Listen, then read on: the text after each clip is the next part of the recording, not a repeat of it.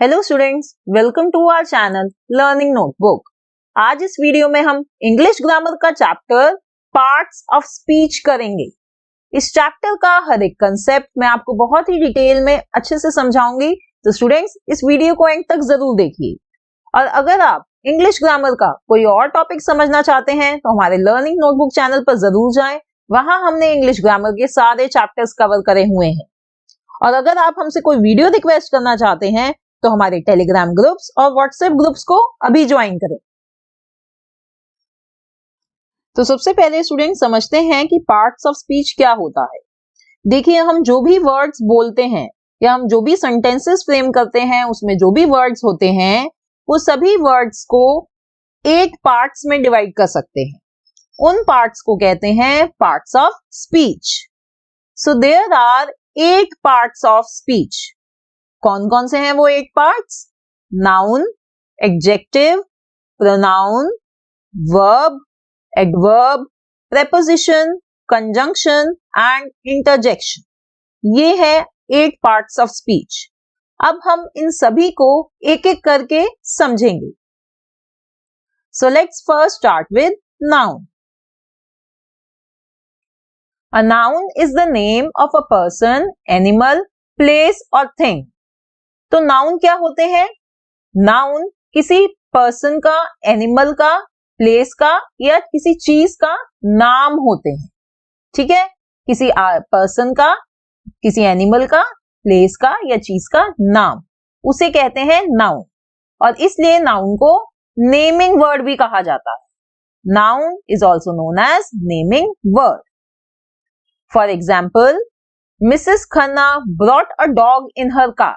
अब इस सेंटेंस को देखिए, इसमें कौन कौन से नाउन्स हैं? मिसेस खन्ना, ये क्या है? एक लेडी का नाम है, राइट? लेडी क्या है? एक पर्सन, तो मिसेस खन्ना एक नाउन हुआ। ब्रॉट अ डॉग, अब डॉग क्या है? वो एक एनिमल है, एनिमल का नाम है, तो डॉग भी एक नाउन हुआ। इन हर कार, कार क्या है? एक थिंग है, एक चीज है, ठीक है, तो ये भी एक नाउन हुआ।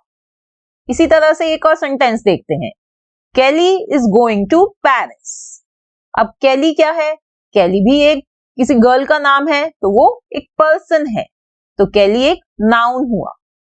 Is going to Paris, Paris क्या है? एक प्लेस का नाम है, तो पेरिस भी नाउन हुआ।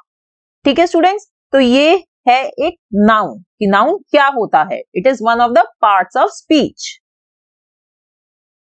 अब सेकंड है pronouns. A pronoun is a word used in place of a noun. तो प्रोनाउन क्या होता है? प्रोनाउन वो वर्ड होता है जो नाउन की जगह यूज होता है, राइट? अब आइए कुछ एग्जाम्पल से इसको समझते हैं। Kiara is a smart girl, she is a superstar. अब यहां देखिए, कियारा क्या है? एक पर्सन का नाम है, ठीक है। अब जब हम कियारा के बारे में दोबारा बात कर रहे हैं इस सेंटेंस में, that she is a superstar, तो वहां पे मैंने कियारा की बजाय शी लिख दिया, ठीक है।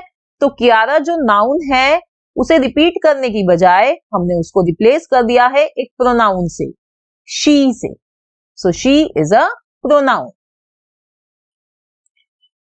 अब आगे, she likes this pink rabbit, it is very cute.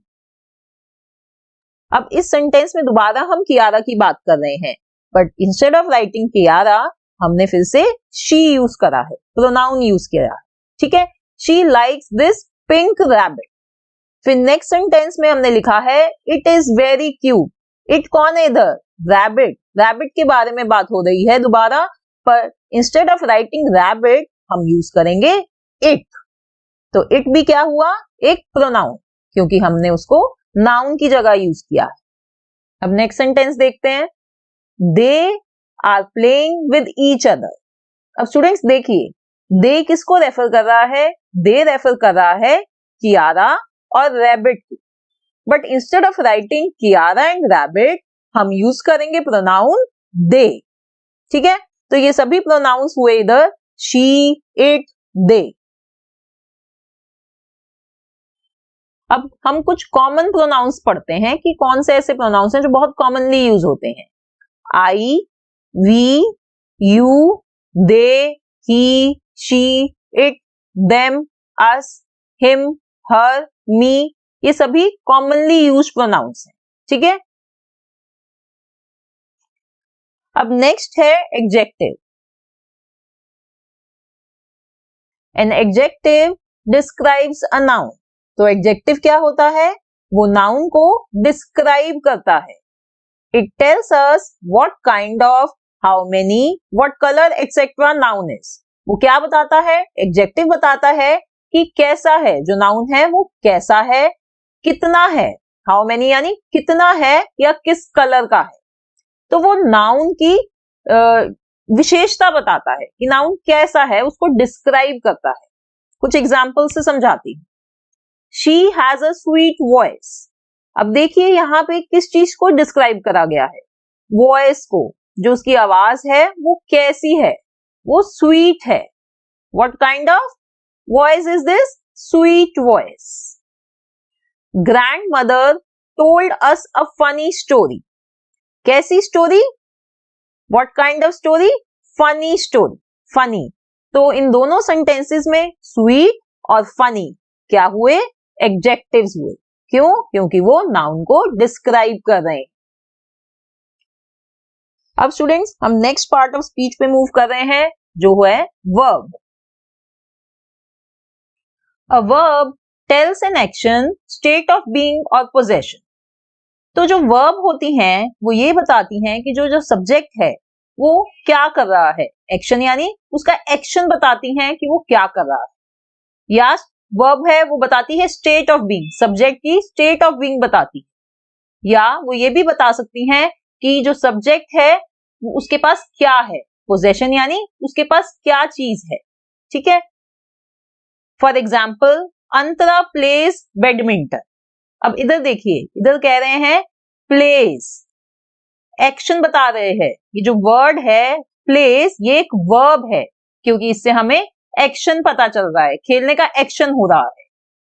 इसी तरह से करण इज वेरी स्मार्ट। अब इस सेंटेंस में देखिए, ये जो वर्ड इज है ये एक वर्ब है क्योंकि ये स्टेट ऑफ बीइंग को डिनोट कर रहा है। इज, एम, आर, ये सब वर्ब्स हैं। तो इसमें करण जो हमारा सब्जेक्ट है उसका बताया है कि वो स्टेट ऑफ बीइंग वो क्या है। ठीक है, अब नेक्स्ट है रिया हैज अ गुड मेमोरी। अब इधर रिया के पास जो गुड मेमोरी है, तो ये जो हैज वर्ड है ये एक वर्ब है क्योंकि ये पोजेशन बता रहा है, पोजेशन को डिनोट कर रहा है कि उसके पास गुड मेमोरी है। ठीक है, तो ये वर्ब क्या बताती है हमें? एक्शन बताती है, स्टेट ऑफ बीइंग बताती है या पोजेशन बताती है। अब नेक्स्ट पार्ट ऑफ स्पीच होता है adverb. An adverb is a word that adds to the meaning of a verb. तो एडवर्ब वो वर्ड होता है जो वर्ब में मीनिंग ऐड करता है। देखिए यहाँ पे वर्ब क्या है? एक्शन, डूइंग वर्ड है, एक्शन वर्ड्स है। तो उसमें जो एक्शन हो रहा है एडवर्ब ये बताता है कि वो एक्शन कैसे हो रहा है। For example the lion roared angrily. अब देखिए यहाँ पे रोड जो है ये एक वर्ब है, राइट? द लायन रोड, ये तो समझ में आ रहा है, पर कैसे? एंग्रीली, रोरिंग में उसने मीनिंग ऐड करा है वर्ड ने, एंग्रीली, गुस्से में रोर करा है। तो एंग्रीली क्या हुआ? एडवर्ब।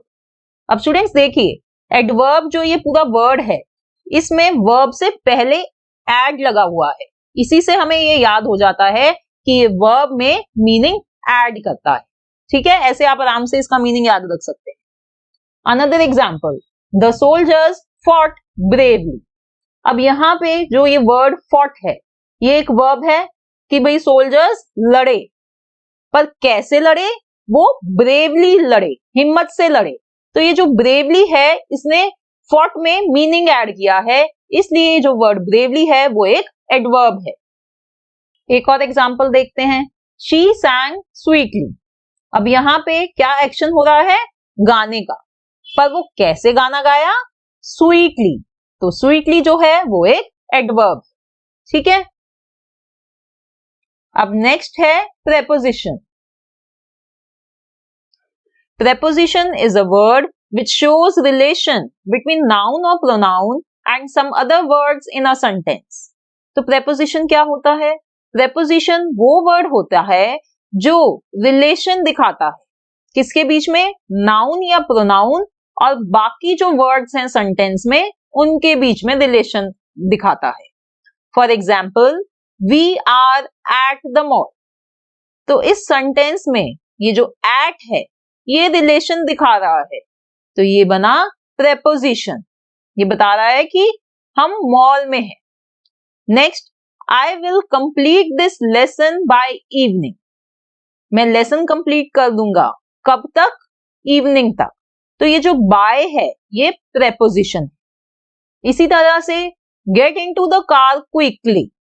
तो यहां पे इनटू जो है वो एक प्रेपोजिशन है. एट, बाय, इनटू ये सभी वर्ड्स रिलेशन शो कर रहे हैं नाउन या प्रोनाउन और बाकी जो वर्ड्स हैं सेंटेंस में उनके साथ. तो इसलिए ये हैं prepositions. Now let's see some commonly used prepositions. At, on, in, above, below, before, after, since, past, for, to, through, across, towards, around ये सभी बहुत ही कॉमनली यूज होने वाली प्रेपोजिशंस हैं. अब नेक्स्ट है conjunction. Conjunction is a joining word. तो conjunction क्या होते हैं? वो ज्वाइनिंग वर्ड्स होते हैं. वो क्या ज्वाइन करते हैं? It joins words, group of words और सेंटेंसेस. कंजंक्शन वर्ड को ज्वाइन करते हैं, वर्ड्स को ज्वाइन करते हैं या ग्रुप ऑफ वर्ड्स को ज्वाइन करते हैं या दो सेंटेंसेस को ज्वाइन करते हैं. एग्जाम्पल्स देखते हैं. Cricket and tennis are my favourite games. अब यहां पे जो वर्ड एंड है, एंड ये कंजंक्शन है क्योंकि इसने ज्वाइन करे हैं दो वर्ड्स. कौन से हैं वो दो वर्ड्स? क्रिकेट और टेनिस. तो ये कंजंक्शन है and. Would you like coffee और टी. अब यहां पे ये जो वर्ड और है ये कंजंक्शन है. ये भी ज्वाइन कर रहा है दो वर्ड्स को, कॉफी को और टी को. She is absent because she has a fever. अब देखिए ये इस सेंटेंस में शी इज एब्सेंट ये तो एक पहला सेंटेंस है और शी हैज अ फीवर ये एक सेकेंड सेंटेंस है. पर इन दोनों सेंटेंसेस को बिकॉज ने ज्वाइन कर दिया है तो बिकॉज हो गई एक कंजंक्शन. तो कंजंक्शन क्या होते हैं? वो ज्वाइनिंग वर्ड्स होते हैं जो ज्वाइन करते हैं वर्ड्स को या ग्रुप ऑफ वर्ड्स को या सेंटेंसेस को. Now let's see some commonly used conjunctions. And, but, or, because, for, when, until, unless, if, nor, so, though या although ये सभी कॉमनली यूज्ड कंजंक्शंस हैं जो हमें डे टू डे सेंटेंसेस में पढ़ने को बोलने को मिलती हैं. अब लास्ट पार्ट ऑफ स्पीच है interjection. Interjection is a word which expresses some sudden feeling. तो इंटरजेक्शन वो वर्ड होता है जो एकदम से जो सडन फीलिंग होती है, एकदम वाली फीलिंग उसे एक्सप्रेस करता है. Interjections are always followed by an exclamation mark. Students ध्यान रखिए जो इंटरजेक्शंस होते हैं उनके बाद हमेशा एक्सक्लेमेशन मार्क लगता है. ये देखिए यहाँ पे मैंने आपको दिखाया हुआ है एक्सक्लेमेशन मार्क इसे कहते हैं. ठीक है, अब एग्जांपल्स देखते हैं. Bravo, well done. तो यहाँ पे जो ये वर्ड ब्रावो है वो इंटरजेक्शन है क्योंकि वो एक सडन फीलिंग एक्सप्रेस कर रहा है. कौन सी फीलिंग? प्रेज की. जब हम किसी की तारीफ करते हैं एकदम से उसकी फीलिंग को एक्सप्रेस करता है ये word Bravo. Next, wow, what a pretty dress. ये तो हम कई बार बोलते हैं वाओ. हमें जब कोई चीज बहुत अच्छी लगती है उसके लिए हम यूज करते हैं ये wow. Hurray, we won the match. Hurray जो है वो भी एक इंटरजेक्शन है. क्या एक्सप्रेस करता है? वो सडन जॉय एक्सप्रेस करता है कि हुर्रे हम मैच जीत गए. तो यहां देखिए ये जो तीनों वर्ड्स हैं ब्रावो, वाओ, हुर्रे ये इंटरजेक्शंस हैं और इन तीनों के बाद एक्सक्लेमेशन मार्क. अब स्टूडेंट्स हमने ये सारे 8 पार्ट्स ऑफ स्पीच समझ लिए हैं. तो अब एक प्रैक्टिस एक्सरसाइज करते हैं। Identify the part of speech. तो यहाँ पे कुछ सेंटेंसेस गिवन है, हर एक सेंटेंस में एक वर्ड अंडरलाइंड है। हमें वो बताना है कि अंडरलाइंड वर्ड कौन सी पार्ट ऑफ स्पीच है। पहला sentence, I bought a beautiful dress at the mall. तो यहाँ पे अंडरलाइंड वर्ड है ब्यूटीफुल। अब ये जो वर्ड ब्यूटीफुल है ये डिस्क्राइब कर रहा है ड्रेस को, जो कि एक नाउन है। तो ब्यूटीफुल क्या हुआ, वो हुआ एक adjective. What did she ask you to do. अब शी अंडरलाइंड है, शी क्या है, ये एक प्रोनाउन है। I left my shoes under the table. यहाँ पे वर्ड अंडरलाइंड है अंडर। अंडर क्या होता है, preposition. Kiara dance beautifully at the party. Beautifully underlined है। अब यहाँ पे देखिए ये जो वर्ब है, डांसिंग की जो वर्ब है उसमें मीनिंग ऐड कर रहा है, तो ये हुआ adverb. On Saturdays I work from 9 to 5। Work underline word है वर्क। ये क्या होता है, ये एक वर्ब होती है, काम करना, work. I want to go to a university in USA। University underline है। यूनिवर्सिटी क्या है, एक जगह, जो एक नाउन होता है। I have met your uncle before. Met, met क्या है, एक एक्शन, एक डूइंग वर्ड है, तो ये है verb. Wow you are looking amazing. Wow, देखिए ये क्या होता है, ये एक्सक्लेमेशन मार्क है इधर, तो ये है इंटरजेक्शन। केली नॉक्ड बट नोबडी आंसर्ड। तो यहां पे ये जो वर्ड बट है ये दो सेंटेंसेस को ज्वाइन कर रहा है। केली नॉक्ड एंड नोबडी आंसर्ड, इन दोनों को ज्वाइन कर रहा है, तो बट है conjunction. After lunch let's go out for a movie. यहां पे वर्ड अंडरलाइंड है आफ्टर, तो ये क्या वर्ड है, ये है एक प्रेपोजिशन। तो स्टूडेंट्स, अब मुझे यकीन है कि आपको ये सभी पार्ट्स ऑफ स्पीच समझ में आ गए हैं और इनको कैसे सेंटेंसेस में आइडेंटिफाई करते हैं।